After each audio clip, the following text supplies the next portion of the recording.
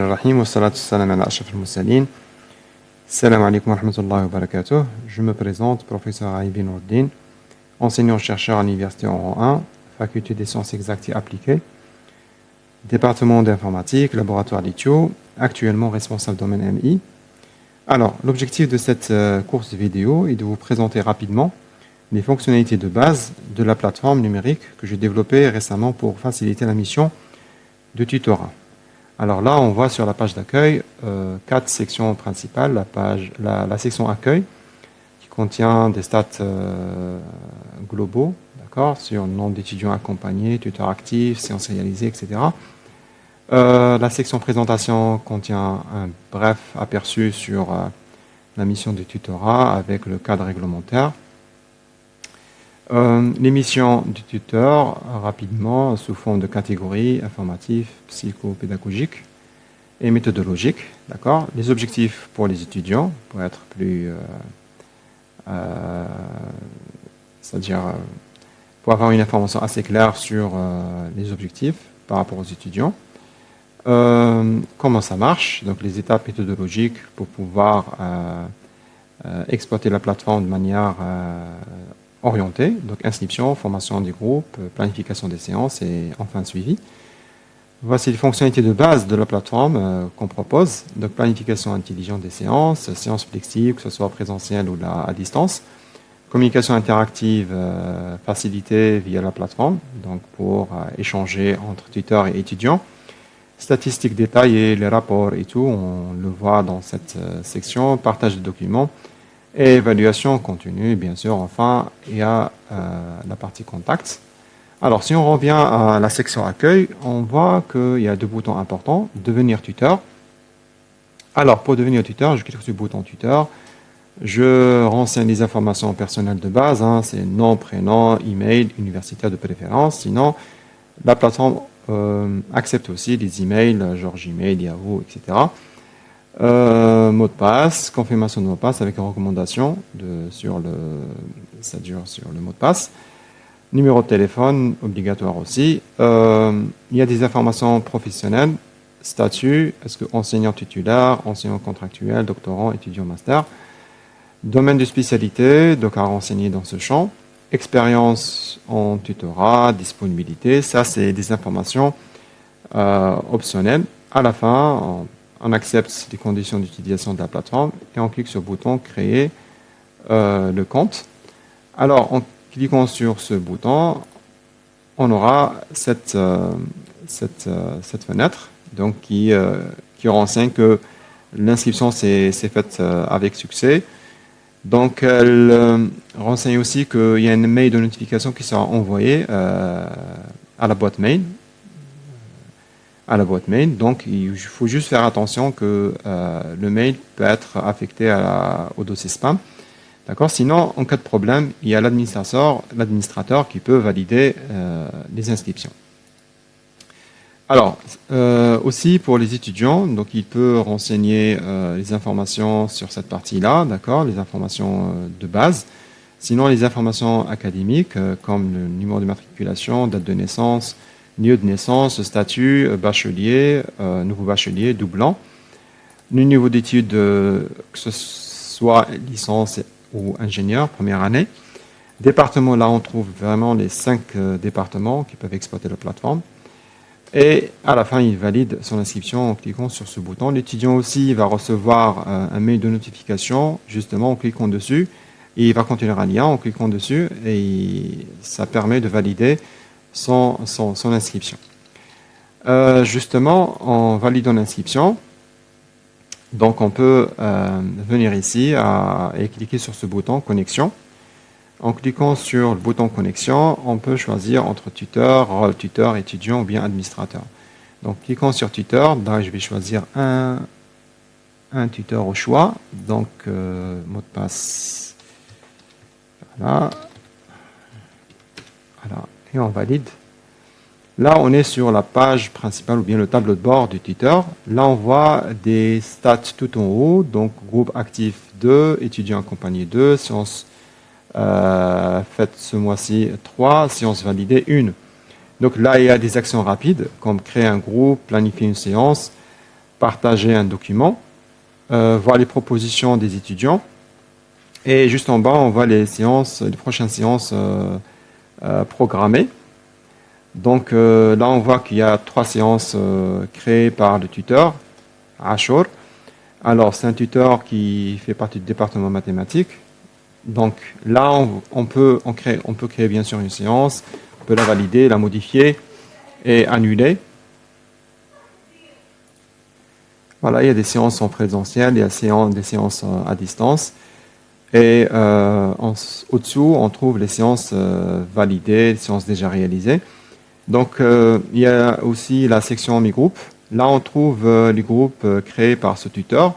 Là, on voit qu'il y a un groupe Analyse 1 qui contient des étudiants, aucune séance faite jusqu'à présent. Donc là, en cliquant sur ce bouton, on peut ajouter des étudiants. Donc, on peut filtrer par département, chimie, informatique, maths, etc. On ajoute et on retire des étudiants. Alors, sinon, je peux créer un groupe vide. D'accord. Et par la suite, je peux ajouter des étudiants à ce groupe, comme aussi des étudiants peuvent demander, c'est-à-dire de rejoindre un groupe particulier. D'accord. On va voir ça dans le tableau de bord des étudiants. Donc pour les séances, il y a des séances qui sont créées, qui apparaissent ici. Il y a des séances qui sont déjà faites. Là, on voit uniquement les séances qui sont soit validées ou bien la date est dépassée.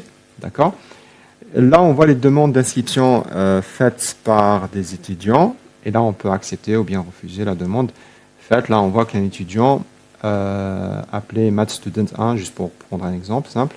D'accord. Groupe Algèbre 2, niveau ingénieur 1. D'accord. Et la demande envoyée le 12 novembre 2025. Donc, on peut filtrer ça. Donc, visualiser les demandes en attente, visualiser les demandes acceptées ou bien les demandes refusées.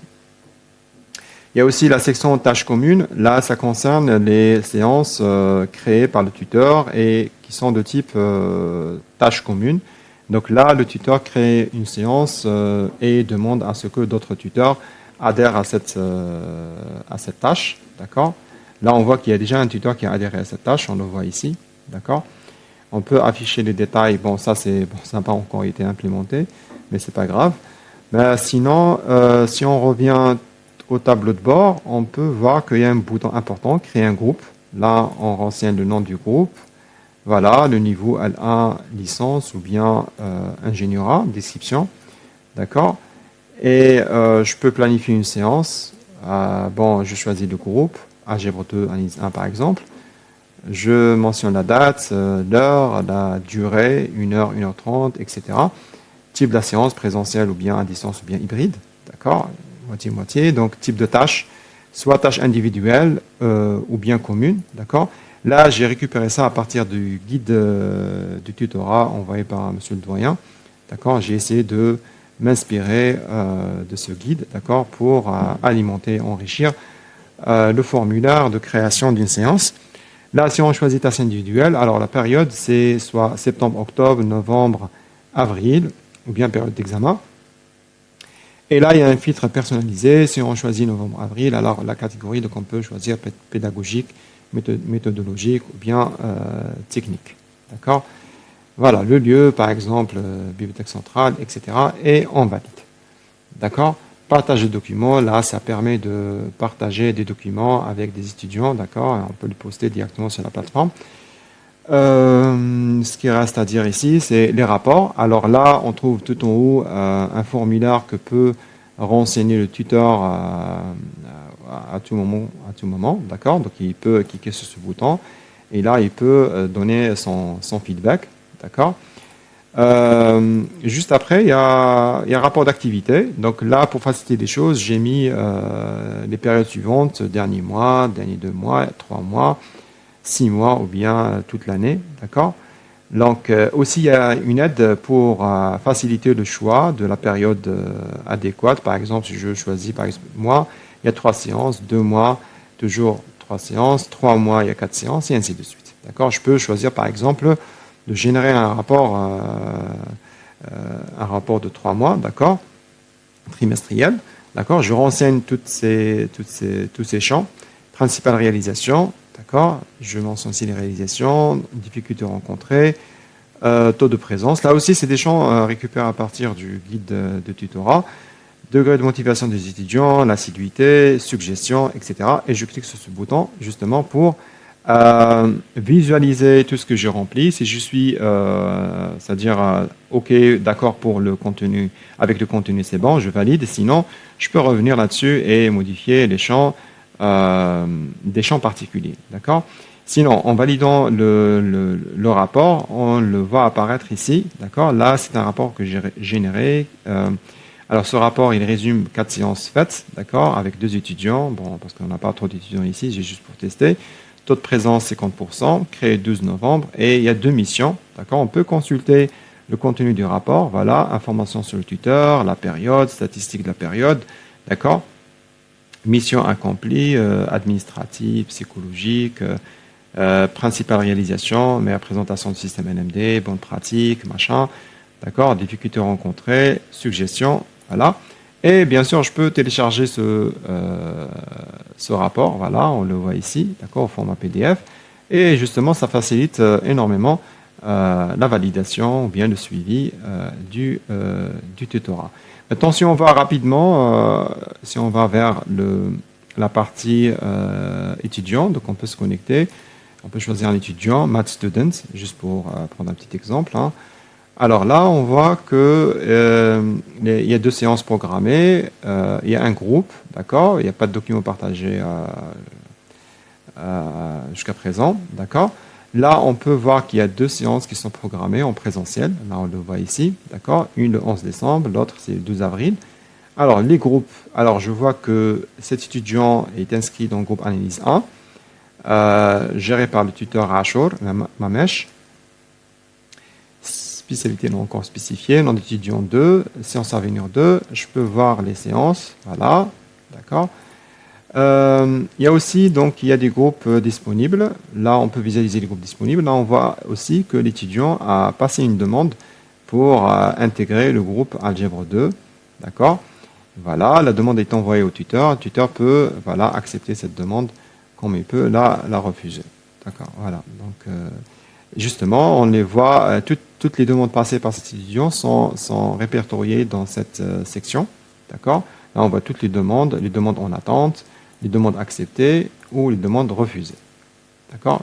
Mon étudiant peut aussi annuler sa demande à tout moment. Voilà, maintenant, et juste la dernière partie, c'est partie administrateur. Alors, l'administrateur, voilà, mot de passe. Voilà. Alors, il y a un petit...